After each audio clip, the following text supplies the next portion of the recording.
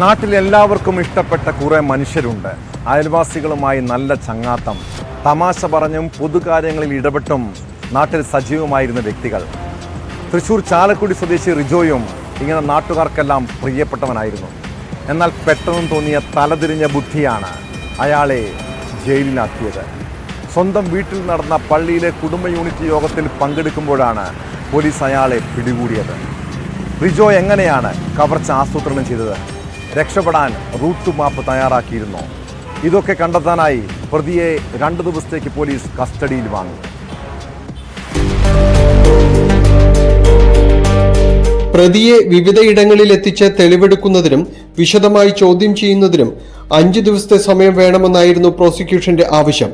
മോഷണശേഷം പ്രതി സ്കൂട്ടറിൽ സഞ്ചരിച്ച വഴികളിലൂടെയും ആ സമയത്ത് റോജി ധരിച്ചിരുന്ന മാസ്കും കയ്യുറയും കത്തിച്ചു കളഞ്ഞ സ്ഥലത്തും ഉൾപ്പെടെ എത്തിച്ച് തെളിവെടുപ്പ് നടത്തേണ്ടതുണ്ട്.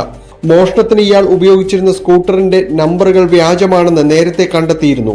ഈ നമ്പർ പ്ലേറ്റ് പുഴയിലേക്ക് വലിച്ചെറിഞ്ഞു എന്നാണ് പ്രതിയുടെ മൊഴി.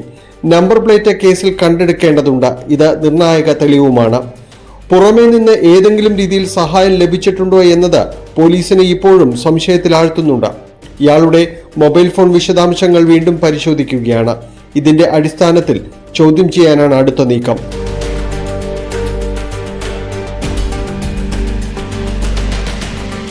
പോട്ടയിലെ ഫെഡറൽ ബാങ്കിൽ കവർച്ച നടത്തിയ റോജി ആന്റണി 15 ലക്ഷം രൂപയുമായി കടന്നു കളയുകയായിരുന്നു. 3 മിനിറ്റ് കൊണ്ട് നടത്തിയ കവർച്ച അക്ഷരാർത്ഥത്തിൽ ഞെട്ടിപ്പിച്ചു. പോലീസിനെ ഏറെ വട്ടം കറക്കിയ പ്രതിയെ 2 ദിവസത്തിനു ശേഷമാണ് കണ്ടെത്താനായത്. ഞായറാഴ്ച രാത്രി വീട്ടിൽ നിന്നാണ് പ്രതിയെ പ്രത്യേക അന്വേഷണ സംഘം പിടികൂടിയത്. ഇയാൾ കൊള്ളയടിച്ച 15 ലക്ഷം രൂപയിൽ 10,000 രൂപ ഒഴികെ മുഴുവൻ തുകയും കണ്ടെടുത്തു. കടം വീട്ടാനാണ് കൊള്ളയടിച്ചതെന്നാണ് ഇയാളുടെ മൊഴി. ആഡംബര ജീവിതമാണ് മോഷണത്തിലേക്ക് നയിച്ചതെന്ന് പോലീസ് കണ്ടെത്തിയിട്ടുണ്ട്. മോഷണം നടത്താൻ പ്രതി ഉപയോഗിച്ച സ്കൂട്ടറും വ്യാജ നമ്പർ പ്ലേറ്റ് വയ്ക്കാൻ ഉപയോഗിച്ച വസ്തുക്കളും വീട്ടിൽ നിന്ന് കണ്ടെത്തിയിരുന്നു.